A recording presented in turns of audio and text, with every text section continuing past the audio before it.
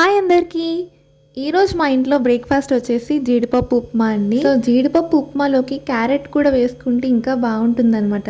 జీడిపప్పు ఉప్మా అంటే ఎవరికి ఇష్టం ఉండదు చెప్పండి. అండ్ ఇందులో 2 స్పూన్స్ ఆఫ్ నెయ్యి యాడ్ చేసుకొని లైట్గా ఆయిల్ వేసుకుంటే కమ్మగా ఉంటుంది. టేస్ట్ అయితే చాలా బాగుంటుంది. అండ్ ఇక్కడ ఉప్మాకి తీసుకున్న ఇంగ్రీడియంట్స్ వచ్చేసి శనగపప్పు, మినప్పప్పు, ఆవాలు, ఉల్లిపాయ ముక్కలు, పచ్చిమిర్చి, కొన్ని అల్లం ముక్కలు, క్యారెట్ ముక్కలు, జీడిపప్పు అండ్ కరివేపాకు. నెయ్యి కరిగిపోయి ఆయిల్ కొంచెం హీట్ అయిన తర్వాత పోపులు, జీడిపప్పు వేసేసి అవి దోరగా ఫ్రై అయిన తర్వాత మిగిలిన ఉల్లిపాయ ముక్కలు, పచ్చిమిర్చి, క్యారెట్ ఇవన్నీ కూడా యాడ్ చేసేసుకొని బాగా 2-3 మినిట్స్ సాట్ చేసుకోవాలండి. అందులోనే లైట్గా సాల్ట్ యాడ్ చేసి ఒకసారి కలిపేసుకొని మూత పెట్టేసుకుంటే త్వరగా మగ్గిపోతాయండి. ఒక 2-3 మినిట్స్ మగ్గిన తర్వాత మూత తీసుకొని అలా ఒకసారి కలిపేసుకున్నాక చేసుకునే క్వాంటిటీకి తగ్గట్టు వాటర్ యాడ్ చేసుకోవాలండి.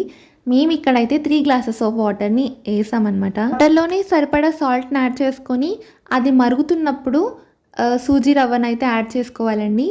దీన్ని సూజీ రవ్వ అంటారు, బొంబాయి రవ్వ అంటారు అండ్ కరాచీ రవ్వ అని కూడా అంటారండి. రవ్వ యాడ్ చేసుకున్న తర్వాత బాగా కలిపేసుకొని ఒకసారి మూత పెట్టి 5 మినిట్స్ మీడియం ఫ్లేమ్లో ఉంచితే మనకి కావాల్సిన కన్సిస్టెన్సీ అయితే వచ్చేస్తుందండి.